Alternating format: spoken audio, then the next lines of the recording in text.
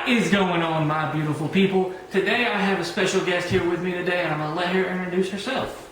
I'm Rebecca Bailey. This is my son, Britton. I'm a registered nurse, and he wanted me to help him out with a project that he has for today. So as you guys know, we did recently get the kayaks, and safety is the #1 priority, whether on the water or, really in anything in the outdoor industry. So I had her put together a little waterproof safety kit to take out on the kayak with me, and so we're going to go through that and kind of talk about just what's important to have while you're out there and what's all in this little container. Okay, it's basic first aid. So I will start by saying that in your survival kit of any sort, whether it's a day hike or whatever, you need to have some hand sanitizer. So whatever you do, if you're addressing safety and first aid issues, clean your hands first with whatever you have on hand. Also, hand sanitizer makes for a great fire aid. You can light this and it'll burn pretty quick because it's got the alcohol in it. Yeah. So this waterproof bag has a double waterproof system which starts with Velcro, then it unfolds a couple of times, and then opens with a Ziploc opening. So the first thing I'm going to do is, you can see I have it all tightly packed in here, and that's what it looks like with nothing in it. So you want to start with some wound cleaner. Whatever choice you have, they make them that have lidocaine in them, so that if something's burning or stinging, you can use whatever you have. I just put some in a really clean, sterilized bottle, so you want to keep it nice and sterile. Some eye wash. You never know if you're going to get some debris in your eye. You can buy large bottles of this and put them in sterilized containers. So that's that. You always want to have, these are gloves, so you protect your hands from blood or any bodily fluids that you might come in contact with. You never want to touch any of those things without gloves on. A few more gloves, because sometimes one pair might just not cut it. Yeah, it might have a hole in it or whatever. So in this other Ziploc bag, just a standard little Ziploc bag, I have lots of stuff. So I'll start with, I put sutures in Britton's kit. Now, I don't recommend that you put sutures in your kit unless, #1, you know how to use them, you've been instructed on how to use them, and how to use them properly. Or unless you were going on an extended hike where no help was available and you were your only way of helping yourself, then that might be a good idea. A better idea is steri strips. Steri strips are just really strong, sticky strips that you can approximate a wound together and line them up on one side and line them up on the other side to keep them from gapping open. Of course, after you've cleaned the wound thoroughly. So you also need some sterile gauzes. So that's what, you've got a bigger one here. I've got different sizes, some smaller ones, an eye patch if you happen to need that. I've got some large Band-Aids, other size Band-Aids, just a different size of Band-Aids, some more Band-Aids. And then I've got some different things that you may need. So this is betadine swab, so you can use this like if you had a really dirty, deep cut, along with your wound cleaner to clean that out good. I've got anti-itch cream. We've got some more betadine towelettes. We've got aspirin. We've got some Imodium for if you had any problems with diarrhea. We've got sting relief here if you got stung. We've got Benadryl for any allergies or allergic reaction to a bee sting or whatever. Here's some more anti-itch cream.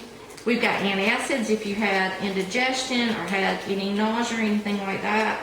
We've got acetaminophen, which is known as Tylenol. We've got antibiotic ointment here in 3 different little packs. And there's some of that. And then we've got some ibuprofen. So that kind of would cover. The only other thing I would think that it'd be a good idea to have on hand, if say you want to do something a little more comprehensive than this, there's a couple of things.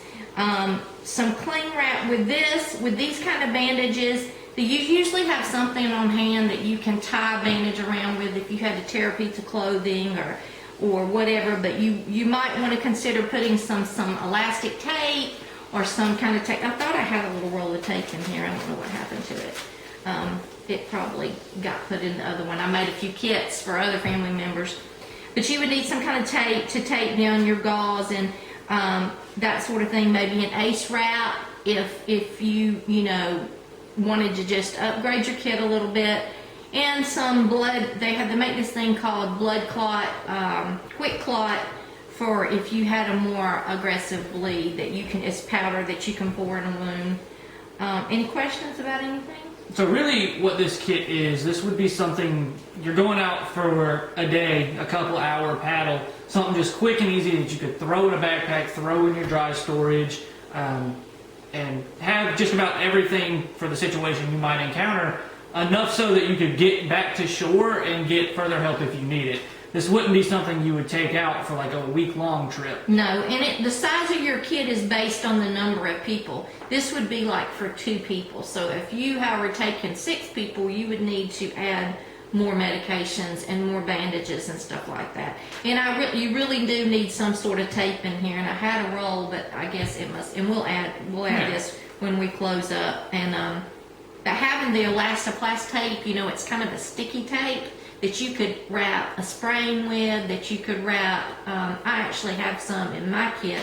Can I grab it? Yeah, go ahead. And I will do a close-up of everything we have here and have it overlay in the footage. That way you guys can see a little bit closer of what all of this is. And then I think it would be also a good idea to give an example and then what you would use in what situation. This is the clean. So it's a sticky. It's called elastoplast. It's like an athletic tape. Yeah, kind of. Anyway, and the tighter you pull it, like you could use it to apply pressure to a wound and that sort of thing too. I don't know where a cold pack. I have a cold pack in mine. I have some sunscreen in mine. I have some bug spray in mine. Mine's just a little more comprehensive. Here is your tape. Yeah, hers is a little bit bigger. She's the designated medic for when we go out. That's kind of, we all have roles in our survival plans, and she has the role of medic. So that's kind of where we're at with that. If you want to see a review of hers a little more in depth, we can do that. Hit the like button, subscribe, and leave a comment letting us know that's something you would want to see. Maybe sometimes I'll show you my big emergency kit. We live kind of far out, and if we had anything happen here, it would probably take an ambulance 20-30 minutes to get here. So that's if they're flying. Yeah, so we could be on our own for longer than that. So that's like a 72-hour extended medical bag. Yeah, she has with everything in it. Do surgery out of that bag. Not really. I'm not. It's an emergency. If it was life or death, she would do it. Yeah. She's not a surgeon. And no help was coming. No, I'm not a surgeon. But anyways, so let's say, you're fishing, you have your pliers out or something, there's a knife involved, something along those lines, and you cut the part of your hand that's right here. Mm-hmm. What would be your first steps in that situation? So I feel like that's something that could happen. First thing I'm going to do is clean my hands. Okay. Then I'm going to put on gloves because I want to protect myself as well as you or the dirt that might contaminate your wound farther. Right. Then I'm going to take either this, probably in that case I would do this first. This is a little ampule. You squeeze it, you break it, and you squeeze it, and betadine's going to come out of that. So that's clean. That's clean. You're going to clean it first. Clean it thoroughly, and then I'm going to clean with this wash, so it's going to wash it on out. Okay. And then I'm going to take one of these little 2x2s here, and I'm going to pat it dry, and then I'm going to put some antibiotic ointment on it, which is this one. And I'm going to bandage it up. And in this case, because of the location where it is, I'm probably going to take one of these gauze pads and I'm going to put it on there, and I'm going to tape it down with that tape that's missing, and I'm going to put you a glove on it so you don't contaminate it further for the day. Especially like in a location like that, that'd be a bad place to get cut because you're going to be using your hands trying to paddle back to shore. And then for self, kind of the same thing. Put a glove on this hand to keep it fine, or does it much matter when it's your own blood? I mean, it doesn't matter. This glove probably is cleaner than your fish hand. Probably so. So do that. Kind of same process. Maybe take an aspirin or something if the pain's real bad. All right. Well, if you guys have any other questions, feel free to leave those in the comments below, and we'll get them answered either in an upcoming video or I'll just comment back. Anything else you want to add, Mom? No. Like you said, if you have any questions, I'll be happy to chime in. Well, there you guys have it. If you like this video, make sure you hit the like, subscribe, turn on those bell notifications. There'll be more to come. If you want to see the larger bag that she has or a review of her kayak's safety kit, feel free to go ahead and let us know, and we'll try to get that out to you. But other than that, when nature calls, You gotta answer.